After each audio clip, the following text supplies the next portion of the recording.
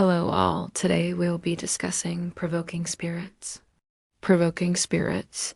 When your vibe sends invitations you didn't mean to mail, what does it mean to provoke a spirit? Provoking doesn't always mean summoning. Sometimes it's energetic agitation, like when your unresolved guilt starts vibrating at the same frequency as a wandering entity who feeds on shame. Or when your thirst for revenge becomes a beacon for spirits who specialize in karmic entanglements. Watch out, karmics. It's not always spooky. Sometimes it's subtle, gossiping about someone who's spiritually protected. You just poke their ancestors, playing with divination tools while emotionally unstable. You're inviting chaos with a side of confusion. Ignoring your intuition repeatedly. That's provoking your own higher self, and she's got receipts. Not every spirit is a guest you want, let's be real. Some folks provoke spirits like they're poking a bear with a glitter wand. Whether it's through reckless rituals, ego-fueled manifestation, or a spiritual cosplay on TikTok, they're out here summoning energies they're not emotionally insured to handle. And spirits? Oh, honey, they RSVP fast. Especially the ones who love drama, chaos, and unresolved childhood wounds. The spiritual sass boundaries are holy.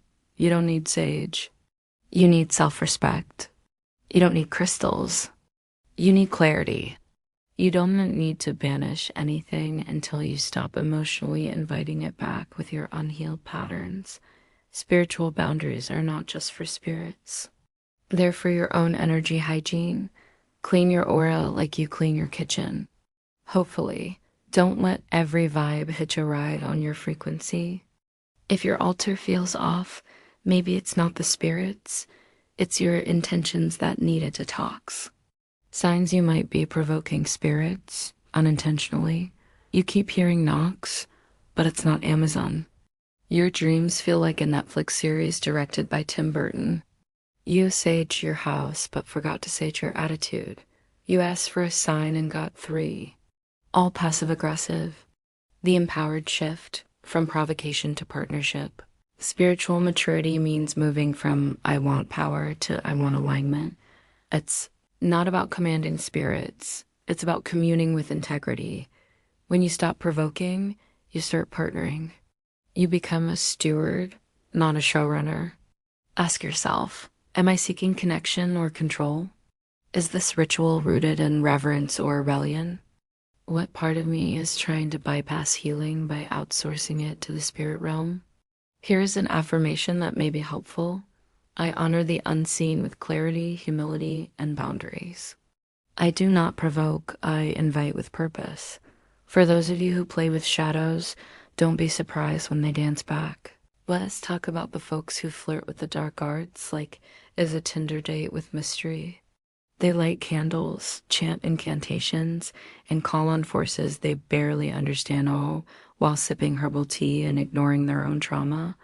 And then the visitors arrive, not the cute ones, not the I'm here to help you heal ones. No, these are the spirits that show up like spiritual debt collectors. They don't knock. They seep.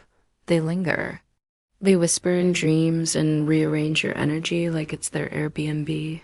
The myth of control, practicing the dark arts without emotional maturity, is like giving a toddler a flamethrower. You might feel powerful, but you're also flammable. Here's the truth. You don't control spirits. You negotiate. You don't command energy. You align with it or get dragged by it. You don't dabble. You either respect the path or get schooled by it. If you're going to play with the dark arts, better not fear the reaper. Spiritual hygiene for the shadow curious. If you've provoked something and now you're hosting uninvited guests, here's your spiritual mop-up guide. Stop feeding it. That means no more rituals rooted in ego, revenge, or desperation. Clean your space, physically and energetically. Spirits love clutter, especially emotional clutter. Call in help, not just from the light, but from your own higher self. You summon this. You can unsummon it. Own your part.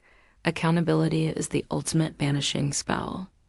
Signs you might have provoked the wrong spirit. Your mirror starts throwing shade. You hear whispers, but they sound like your ex's toxic advice.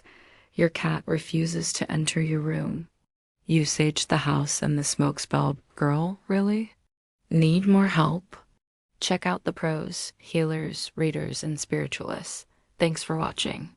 DPC